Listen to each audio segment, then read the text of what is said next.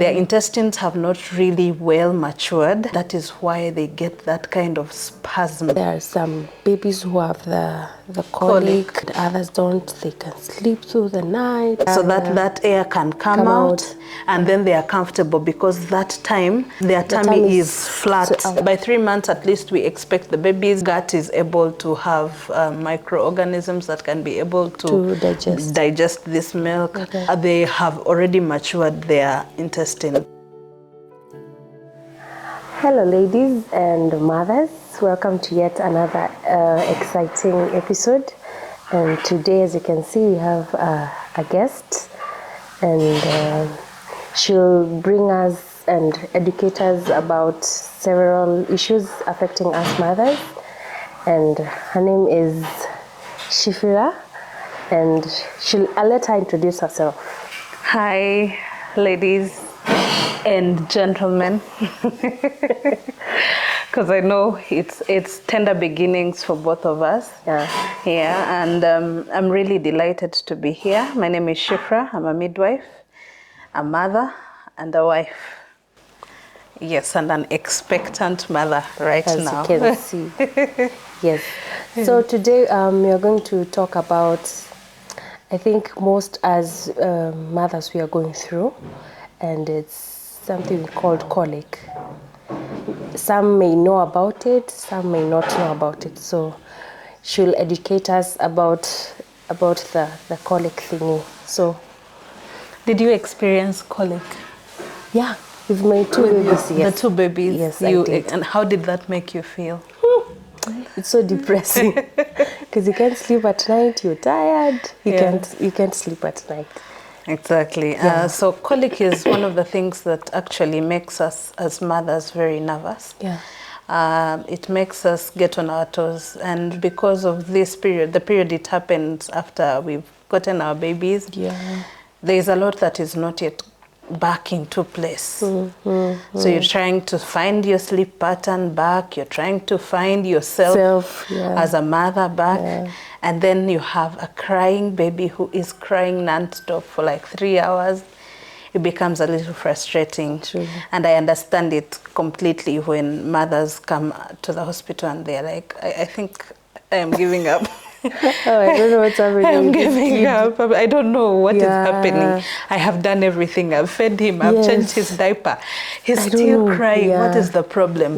So colic is one of the things that affects, apparently, almost all new babies. Almost all newborns, from the age of when they are born up to around 3 months. We expect this to happen. The reason as to why we have this happen is because when the babies get born, their intestines have not really been taking in anything in terms of food. So in the womb, in our tummies, these babies have been feeding through the blood system. What we eat, it gets converted, and then the blood they get the nutrients from it. But now you see something new is being introduced into their body system. Their intestines have not really well matured, and that is why they get that kind of spasm in their stomachs. So it is basically a physiological change that is normal for them to go through. So one thing as mothers you should know, it is nothing that you've done. It is not that you are dirty or you're not doing the right thing as a mother. It is something that is normal, that happens physiologically to these babies. And it will, at the end of the day, end. It will end. Of course, there are some things that we advise as medical practitioners that we want you as a mother to know for you to be able to reduce on the frequency of this baby's colic. But it's not really so much of a guarantee that it will stop, because there are ladies who have done it and they've done, and it's still occurring. So it is not something that should make you feel like you're failing as a mother. Because that happens a lot and mothers get depressed. So one of the things that could ease colic, because we've said this is something that is physiological, it is happening to our bodies, to the children's bodies during that time as their intestines try to develop. one of the things that you'd want to do is to make sure that there is no air being sipped in whenever they are feeding. Ensure that the latch of these babies when they are breastfeeding is very good, and by that you ensure that there is no air going in, because once there is a break in that milk flow, there is like an air embolism that goes in there. And then when it gets in there now, that is what usually, it's like the way you feel gas as a mother, that is exactly what they feel as well. And it will make them very uncomfortable, because now for them, they can't say I'm uncomfortable. They will just start crying. So avoid taking off your baby off the breast abruptly. You are in the excitement of something, and then you forget your baby was breastfeeding, and then you just take it off. They will gasp, and then they will take in a lot of air, and that will happen. Then the other thing you can do as a mother is burping. Of course, this is something that we learn. And encouraged. And we are encouraged to do. So burp your baby in between feeds, especially if you're doing like a booster feed where you're feeding your baby for like 30 minutes. In the middle of those 30 minutes, give them a booster feed, so that if there was any air that was taken in, it comes out fast, and then they can be able to continue with their feed. Of course, I wish I had a baby. You would sit up your baby slightly, because at that time they are not able to sit, supporting their head and their back, and then you are able to rub at the back at their back, or even at their tummy, and then that air will actually come out. The other thing that you would do as a mom to reduce on how much of this is happening is soothing this baby. Soothing this baby, because once you soothe the baby, then you have no stress, you have no worries as a mother. So try to find a position where they can actually sleep on your hand with their head supported on this side, the neck, and then you rub as you soothe them. So that air can come out, and then they are comfortable, because that time their tummy is flat on your palm. So it's like when you have a tummy ache and you lie down flat, it relieves you. So just like that, you have that, and also have a lot of tummy time with these babies, because that will give them a more upright like digestive system, and the air will come out. The other thing you can do as well is avoid bending your child when you are breastfeeding. Make sure that you are taking the proper straight way of breastfeeding, because once they bend, it's like you've kinked their intestines. So by the time the milk is getting in now, there was that kink, there is air there, and then you will have that. So those are some of the things that you can do. Of course, you can use some grip water, the one that is common with very many new mothers. Grip water is common to us. We can be able to get that and have it to soothe them as well. To remove excess gas. It will be helpful. To some it does actually. To others it doesn't. So you try and roll with the tide. Personally, on my baby, I used the natural method, which is where I used to use activated charcoal. I used to get activated charcoal. I put it in a glass of water, half a glass. Then that's the top part of the water is what I would give. So before feeding, I give 2 teaspoons, and they're able to take. Another thing is fennel seeds, fenugreek seeds. If you have them, you can also do the same. Just a teaspoon before the feeds, and the baby will be fine. I also had another one. Yes. The dill.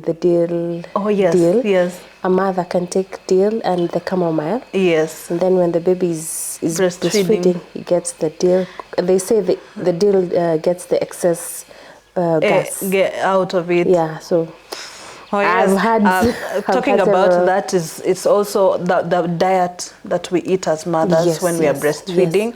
Of course, we need to make sure that our diet is good for this baby. Yeah. Try to avoid things that would make this baby get gas. Yeah. So things like beans, they are good, but if they are affecting your baby, you try and cut them out until they are finally able to do it. So you watch your diet as you also watch the behavior of your baby. Yes. So another thing is I've heard that even during pregnancy, is there a way that you can prevent the colic? I've heard. I don't know if it's interestingly, those usually are myths, because you see now, if we've said what usually causes colic is something physiological, it's the changing, it's the development of these intestines. There's nothing you can do unless you don't want your baby's intestines to develop. That's like not impossible. That's not possible. It is not possible for you to prevent it right away from the beginning of the pregnancy. So I have another question.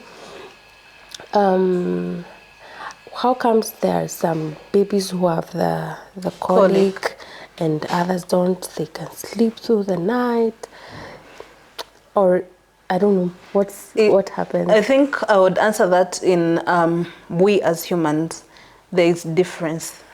There is a level of pain that you can handle, and I can't handle it. Sure. Because you see, those are spasms that are coming into the stomachs. There are babies who can be able to take those spasms, and it's like an excitement of something is going on, but I don't actually know what is happening. And then to others, it will be very irritating, because this is a feeling they have not felt before. So it becomes very hard to tell why some babies don't and others get, because all of them undergo the same process. So I would say I would attribute it to the tolerance of the child. How tolerant they are to this kind of pain. So basically, there is colic, but every baby gets. So those people would say, "Mtoto wangu aliangi sana." Okay, tolerance. Or she is. Because like for my firstborn Rewell, he just cried for a week, and when I tried that charcoal slur, it was all, and done and dusted. Done. We didn't have. You didn't continue afterwards. No, it was done. I gave him that slur for 3 days. Wow. And it was done. So I would just attribute it to basically the tolerance of the baby. And also you get to see it even when they grow, how much pain are they able to tolerate. Because I would say my son right now, he's a person, when you hear him cry, it is something that is serious. Very serious. So I would, me personally, that's an opinion. I would personally attribute it to the tolerance level of pain. Because for real, this colic thingy can make you become very mad, anxious. I remember with my second baby, I was like, now I'm going at home to start with the crying at night. As in, I used to have that fear. You imagine everything that happened previously. During the night, and then like, I'm going to that stress again. So I can feel there are people still, they don't know how to juggle around the colic. Even with the first, the second, the third baby, you don't know. But I think with communicating and knowing what other people are going through, they can give you a good heads up. One thing that I would tell you is, if you have a partner who is supportive, engage them and let them know, because at this time mothers have a lot of things on their heads. Let them know that this is something physiological. If they have not been attending classes with you, prenatal classes with you, for them to be able to learn about it, help them know that this is something that is normal, because also they get stressed when the baby is crying the whole night. So let them know it is something that is normal, that will clear. By 3 months, we expect it will have cleared. Sleep. Okay, and can it extend to 6, 7, 8? Not really. By 6 months, by 3 months at least, we expect the baby's gut is able to have microorganisms that can be able to digest this milk. They have already matured their intestines. Of course, they will continue maturing, but by that time, the only thing you're giving them is breast milk. So they'll be able to adjust to it, unless you're a person who is feeding them on formulas. Babies who are fed on formulas tend to get colic more. Why? Because these formulas is not something natural per se. It's a product that is coming from different things. It can be cow milk, it can be goat milk, it can be camel. So you find that even with the different formulas, the babies will react differently. There are formulas that will actually exacerbate the colic pain because it is too conk for them to digest.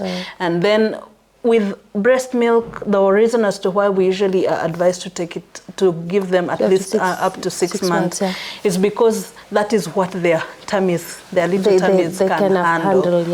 They can handle it. So if there's extension, mostly for the formula-fed babies. Formula-fed babies. I hope we've answered your questions, and if you have any other question, you can give us a comment or inbox us on our Instagram page, Tender Beginnings. That's it for today. We'll see you on our next episode. Bye. Bye-bye.